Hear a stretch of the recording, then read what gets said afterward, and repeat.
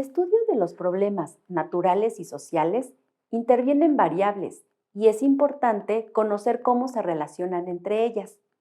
En el caso más simple, se consideran dos variables que pueden ser cualitativa-cualitativa, cualitativa-cuantitativa o cuantitativa-cuantitativa. Daremos un ejemplo de cada caso. El sobrepeso es un problema grave de salud en México. En su estudio podríamos estar interesados en conocer la distribución de grado o nivel de peso de acuerdo al sexo de una población. Tendríamos una variable cualitativa ordinal con valores bajo, normal, sobrepeso y obesidad, y otra variable cualitativa nominal, el sexo, con valores hombre y mujer. Una forma de organizar los datos es una tabla cruzada o de contingencia. Observa que el número de renglones y columnas se relaciona con el número de los posibles valores de las variables consideradas. 2 renglones para el sexo y 4 columnas para el nivel de peso.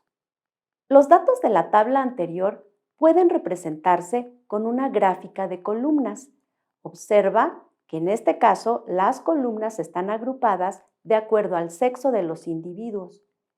También podríamos tener 4 grupos de columnas que nos mostraran la distribución del sexo de los individuos en cada nivel de peso. Ahora revisaremos el caso de una variable cualitativa y una cuantitativa, en el contexto de las preferencias de la población hacia un partido político. Es común que previo a una elección, las empresas encuestadoras se interesen en saber el porcentaje de la población que votaría por los partidos que entrarán en el proceso. Por ejemplo, podemos identificar como una variable cualitativa a las empresas encuestadoras y como una variable cuantitativa el porcentaje de preferencia que la población da a un partido de acuerdo a esa empresa. Una forma de representar la información que obtienen es a través de unas gráficas que se llaman diagrama de caja y brazos o box plot. Esta gráfica representa los porcentajes que diferentes compañías encuestadoras dan al Partido Laborista en Nueva Zelanda en un periodo de tiempo, de acuerdo con sus análisis. Observa que en un eje, en este caso el horizontal, están los valores de la variable cualitativa, es decir, las compañías encuestadoras, y en el eje vertical están los porcentajes de preferencia. Las cajas tienen la información relevante de dicha variable cuantitativa, sus valores mínimo y máximo y por consiguiente el rango, además del primer cuartil donde comienza la caja, la mediana o segunda cuartil, la rayita que está dentro de la caja y finalmente el tercer cuartil donde finaliza la caja. Hemos llegado al caso en el que tenemos 2 variables cuantitativas para analizar. ¿Cómo podríamos representar estos datos? Claro, el hecho de ser números nos lleva de manera obligada a representarlas en el plano cartesiano.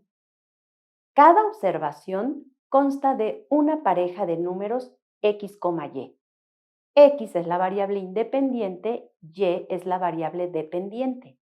Y el problema es cómo podemos explicar a la variable y a través de la variable x.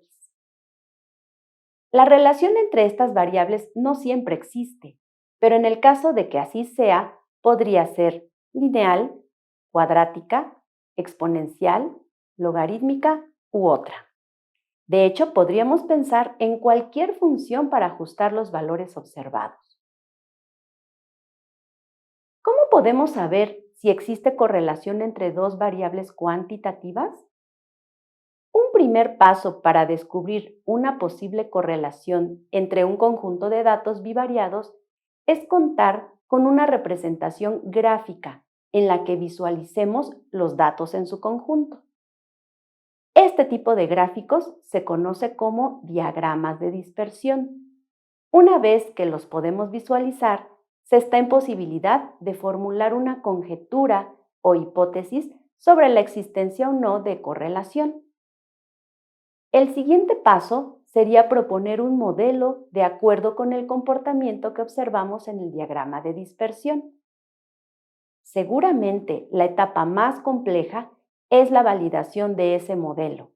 Para ello, es necesario realizar procedimientos estadísticos rigurosos, conocidos como pruebas de hipótesis, para poder sostener nuestra hipótesis sobre ese modelo. Solo en el caso de que nuestra muestra y otros datos generados a partir de ella lo respalden, podemos usar el modelo, entre otras tareas, para explicar el comportamiento de la variable dependiente en función de la variable independiente. En la imagen se muestra el diagrama de dispersión de la cantidad de dióxido de carbono e hidrógeno de sulfuro emitidos en diferentes volcanes y medidos con la tecnología multigas. Cada punto azul es una observación que representa las partes por millón de hidrógeno de sulfuro y de dióxido de carbono en cierto tiempo y lugar. Aunque sí se nota una tendencia en el comportamiento de los puntos, el diagrama por sí solo no basta. Observa que en la parte derecha de la imagen está el modelo propuesto y un número, R cuadrada, que sirve para medir el grado de correlación lineal. Te invito a que continúes con el estudio de esta lección para practicar y conocer más sobre el análisis de datos bivariados.